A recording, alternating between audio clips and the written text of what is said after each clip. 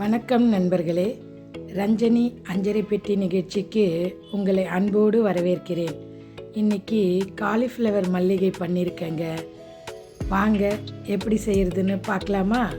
அதுக்கு முன்னாடி நம்ம சேனலை சப்போர்ட் பண்ணுங்கள், லைக் பண்ணுங்கள், ஷேர் பண்ணுங்கள், கமெண்ட் பண்ணுங்கள், சப்ஸ்கிரைப் பண்ண மறந்துடாதீங்க ஃப்ரெண்ட்ஸ். இதுக்கு தேவையான பொருட்கள்: காலிஃப்ளவர் 1, அதை சின்ன சின்னதாக நம்ம கட் பண்ணி பவுலில் எடுத்துக்கோங்க. ஒரு பவுல் வச்சு அதில் 3 டம்ளர் தண்ணி சேர்த்து கொஞ்சம் மஞ்சள் உப்பு சேர்த்து கொதிக்க வச்சுருக்கேன். அதில் இந்த காலிஃப்ளவரை ஒரு 5 நிமிஷம் நல்லா ஊறட்டோங்க. அதில் இருக்கிற பூச்சி வெளில வர்றதுக்காக சுடுதண்ணியில் போட்டிருக்கேன்.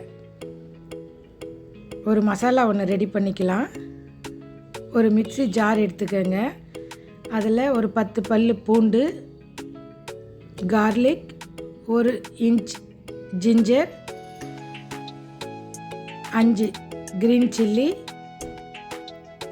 ஒரு கைப்பிடி அளவு கோரியண்டர். இதை மிக்சியில் நல்லா நைஸாக அரைச்சிக்கோங்க. ஒரு பவுல் எடுத்துக்கிட்டு கடலை மாவு 1 ஸ்பூன், கார்ன்ஃப்ளவர் 1 ஸ்பூன், அரிசி மாவு 1 ஸ்பூன், நம்ம அரைச்சி வச்ச பேஸ்ட், இது எல்லாத்தையும் மிக்ஸ் பண்ணிக்கோங்க.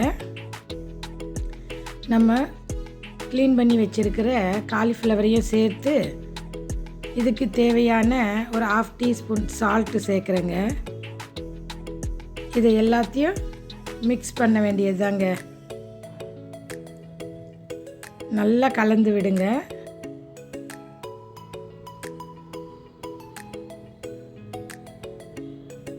ஒரு பேன் வச்சு அதில் ஆயில் சேர்த்து நல்லா ஹீட் ஆகட்டுங்க. ஹீட் ஆனதும் நம்ம மிக்ஸ் பண்ணி வச்சுருக்கிற ஒவ்வொரு காலிஃப்ளவராக எடுத்து ஃப்ரை பண்ணுங்க.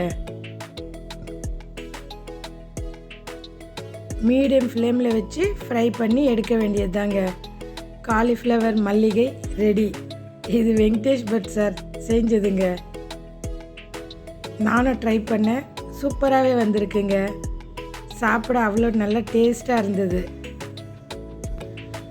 காலிஃப்ளவரை 5 நிமிஷத்துக்கு மேலே நம்ம குக் பண்ணக்கூடாதுங்க. அதில் இருக்கிற விட்டமின் எல்லாம் போயிடுங்களாம். அதனால் 5 மினிட்ஸ்க்குள்ளவே குக் பண்ணிவிடுங்க.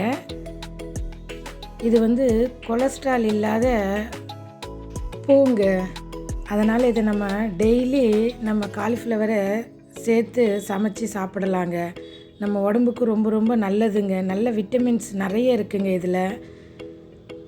வாரத்துக்கு 3 நாளாவது சமைச்சு சாப்பிடுங்க. உடம்பை நல்லா ஆரோக்கியமாக வச்சுக்கோங்க. அவ்வளோதாங்க. ஒரு பிளேட்டில் சர்வ் பண்ணி சுட சுட சாப்பிட வேண்டியது தாங்க. வாங்க சேர்ந்து சமைப்போம், சேர்ந்து ருசிப்போம். நன்றி நண்பர்களே.